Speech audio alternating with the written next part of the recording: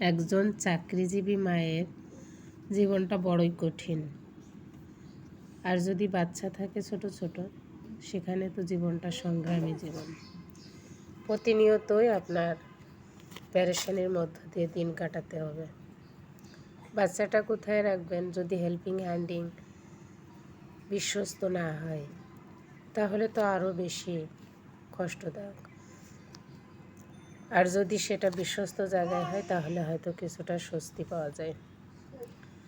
চাকরি জীবন যে শুধু চাকরি নিয়েই পড়ে থাকা তা কিন্তু নয়। এর সাথে আপনার সাংসারিক আরও প্রাত্যহিক অনেকগুলো কাজ জড়িয়ে।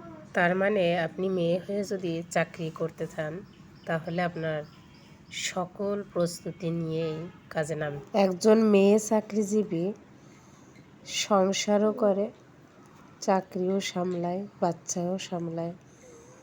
তারপরেও দেখেন সংসার জীবনে আপনাকে আপনার পরিবার আরও হয়তো অনেক কিছু আশা করে যে আপনি পারফেক্টলি সংসারের সব কাজও করতে পারবেন, আবার চাকরিও সামলাবেন। তাহলে আপনি সুপারম্যান হবেন। বিশ্বাস করেন আপুরা, সুপারম্যান হতে আপনি যাবেন না। আপনি যেমন তেমনই থাকবেন। এই সংসার, এই জগৎ, আপনার এই আত্মীয় স্বজন, সন্তান, যাই বলেন, আপনি যদি সুস্থ না থাকেন, তাহলে কেউ আপনার পাশে থাকবে না। আর এটা মাথায় রেখেই আপনার এগিয়ে যেতে হবে। কে কি বলল ওটা মাথায় না রাখাটাই ভালো। আপনার লক্ষ্য আপনি স্থির করুন, আপনি এগিয়ে যেতে থাকেন, কোনো বাধাই যেন আপনার থামিয়ে না রাখতে পারে। আপনি দেখবেন, আপনি যদি সুস্থ সবলভাবে জীবনযাপন করেন, আপনার আশপাশের পরিবেশটাও সুস্থ থাকবে। কেউ আপনার নিয়ে কটু কথা বলতে গেলে 10 বার ভাববে যে আমি কাকে নিয়ে কটু কথা বলছি।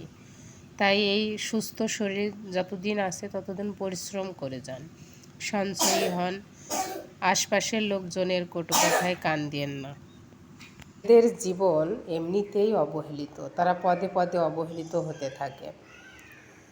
বিভিন্ন জায়গায় তারা ঘুরে ঘুরে চলে আসে, কোনো জায়গায় জায়গা পায়, কোনো জায়গায় তাকে ছুঁড়ে ফেলে দেওয়া হয়। তাই প্রত্যেকটা মেয়েরই উচিত তার ভিত্তিটা শক্ত করা, যেন সে নিজে একটা জায়গা তৈরি করতে পারে যেখানে তাকে ছুঁড়ে ফেলার মতো কেউ নাই। সে নিজের জায়গায় নিজে শক্তভাবে বসবাস করতে পারে। একটা মেয়ের জন্য এটা অনেক কিছু। এজন্যই একটা মেয়েকে হতে হবে প্রতিষ্ঠিত, তাহলেই হয়তো সে নিজের জায়গাটা অন্তত শক্ত ভিত্তি দিয়ে গড়ে তুলতে পারবে।